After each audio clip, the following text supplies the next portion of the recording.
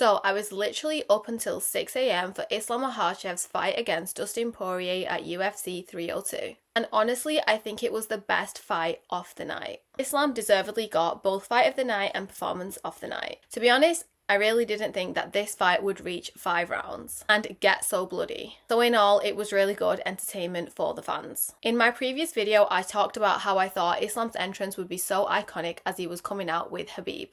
I actually really love Islam's walkout song. I think Islam came out with such great energy despite facing a really hostile crowd and so many boos. But ultimately, I think the hostile crowd gave Islam more power and motivation. Speaking of entrance music, I really liked Dustin Poirier's walkout too.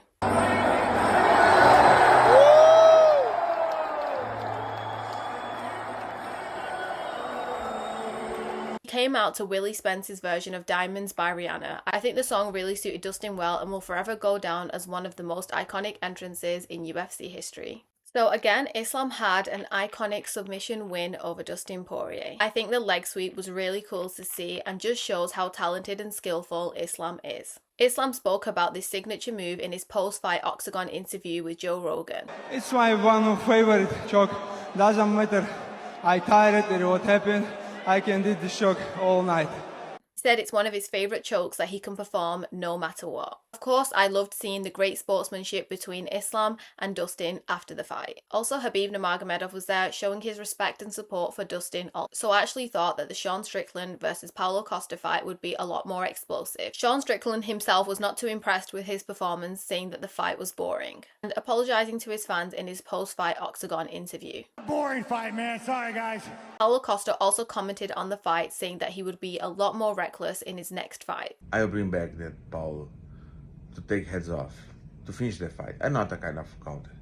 I saw this post on MMA Junkie's Instagram and then saw Strickland's comment, which really made me laugh. So I've also remembered that the UFC's first ever female India fighter Puja Tomar is fighting UFC Louisville. नमस्ते India, मैं पूजा तोमर और मैं fight करने जा रही हूँ UFC के ओक्टोगन को. प्लीज देखना ना भूले. ये रात को 2:30 बजे इंडिया में लाइव आएगा Sony Sports Network. So Puja Tomar will be fighting against Brazilian mixed martial artist Rayan dos Santos. I will definitely be tuning in for this fight to see if Puja Tomar can get Indian MMA fans their first win in the UFC. Fight is one of the first of the prelims, so at least I won't be up until 6 a.m. to see it. Of course, in coming years, it will be so exciting to see more MMA fighters come into the UFC from different countries. I think that just makes the whole MMA scene much more interesting. So speaking of Indian MMA, Merab Dvalishvili, who I believe is now a favourite among Indian MMA fans, was actually in New Jersey for UFC 302 and was making some hilarious content for the UFC.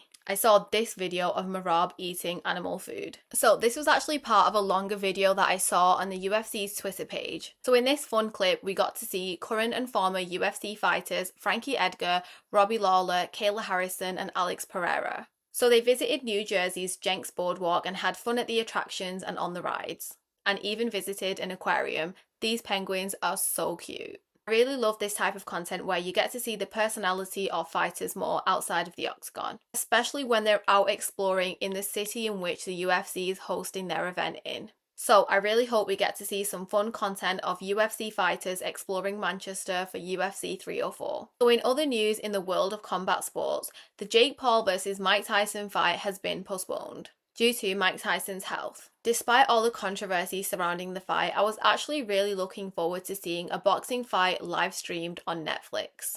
So Jake Paul initially started calling out KSI to step in for the fight. Then surprisingly, Amir Khan's name was thrown into the mix.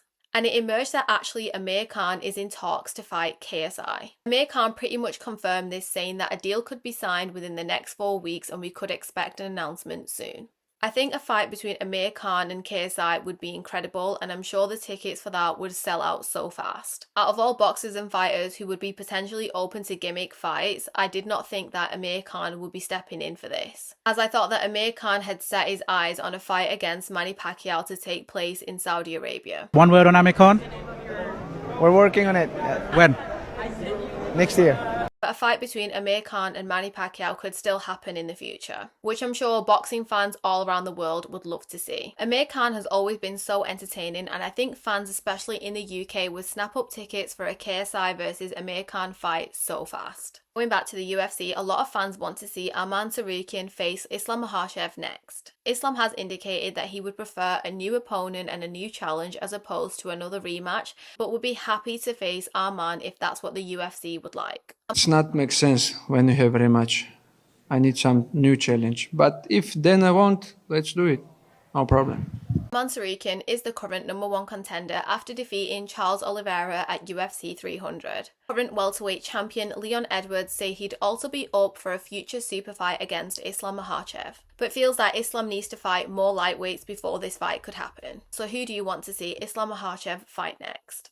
So a lot of UFC fans are disappointed that the McGregor-Chandler press conference that was due to take place on Monday in Dublin had been postponed, with Conor McGregor releasing this statement. So of course now a lot of UFC fans are worried that the fight could be cancelled. I came across this tweet that has got so many likes. A lot of fans also were saying that ESPN had actually removed the entire pay-per-view card from their pre-order list. So I guess we will just have to wait and see. As of now, it looks like the fight is still going ahead. If it is cancelled and does not go ahead, I think it will be so disappointing for the fans, as people have talked about the Conor McGregor versus Chandler fight for such a long time. And as for myself, I really want to see a McGregor versus Chandler fight after seeing their rivalry play out on The Ultimate Fighter. It was such a good season. Speaking of The Ultimate Fighter, I really enjoyed episode 1 of season 32.